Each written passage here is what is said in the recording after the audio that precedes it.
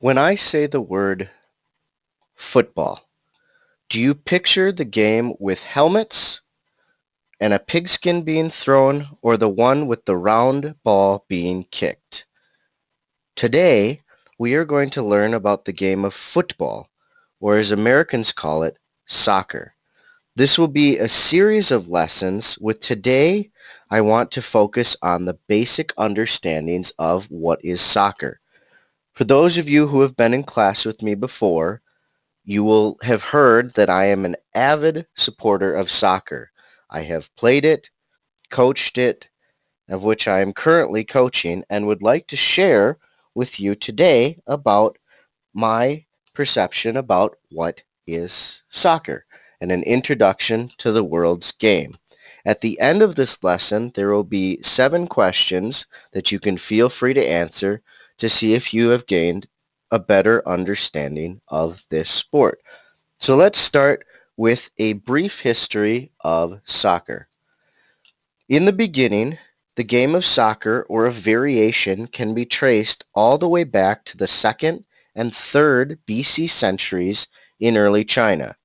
It had various rules and adaptations and was played for many, many years until 1815, when Cambridge University set forth specific rules about how the game should be played, and this is the game that you see on television today.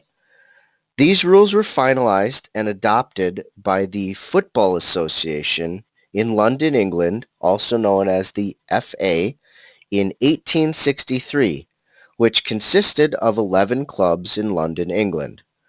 This group is currently known as the Fédération Internationale de Football Association, or FIFA, and consists of 204 world members. Currently, there are over 265 million registered soccer players in the world, or roughly 4% of the world's population. So, let's move on to Soccer 101. What is soccer? Since this is a lesson plan that was designed for adults in our class, I'm going to focus on what soccer is from an adult standpoint. There are different rule modifications and player numbers when children play the game. From the age of 13 and older, the game that you see on television or on soccer fields is played using full-size nets, fields, and a maximum amount of players. That's what we're going to focus on today. To start, as you approach a soccer field, a professional field is 110 yards long by 70 yards wide, with a goal centered on both ends of the field. For those of you who are American football fans, this is roughly the same size of an NFL field lengthwise, but the big difference is a soccer field is 20 yards longer widthwise. The goal, a full-size net, is 8 feet tall by 24 feet wide. It is made of nylon, the net is, which prevents the ball from traveling through it. Here we have a full-size net with an adult goalkeeper trying to prevent the ball from going in. Now, if you're interested in playing, it has a very simple attire of what to wear. You have a shirt, shorts, shin guards to protect your shins from being kicked.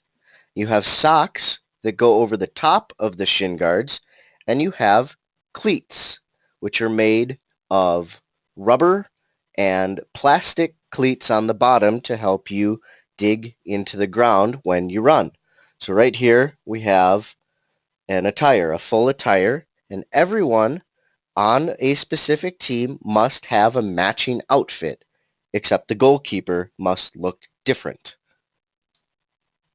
In a professional game, or somebody age 13 or older, there are 11 players on each team on the field at a time. So you have 11 versus 11. Every player can run anywhere on the field they want. There are no restrictions. There is typically one goalkeeper, four defenders, four midfielders, and two forwards. To keep this lesson short, in another lesson we would talk about the roles of each position and why they are important. But since we are pressed for time, we are going to move on to the duration of the game.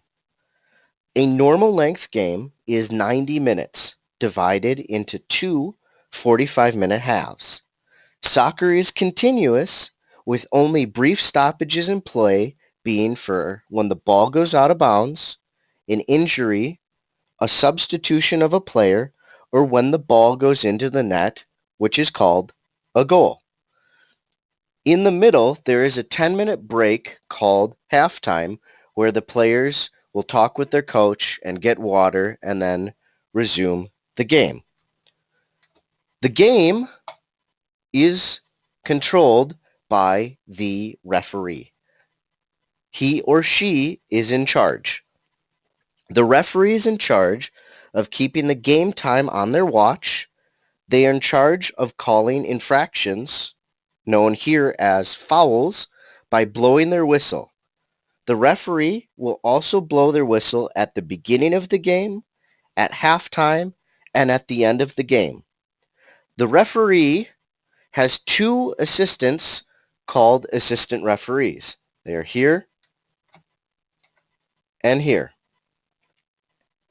They are stationed at opposite ends and sides of the field with a flag, as you can see, to point the direction of possession when the ball goes out of bounds, and they are in charge of calling offsides, which we will get into at a later lesson.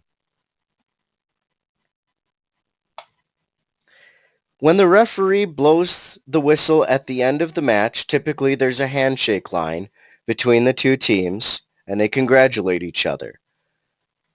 At the end of the game, the most goals into the opponent's net wins the games.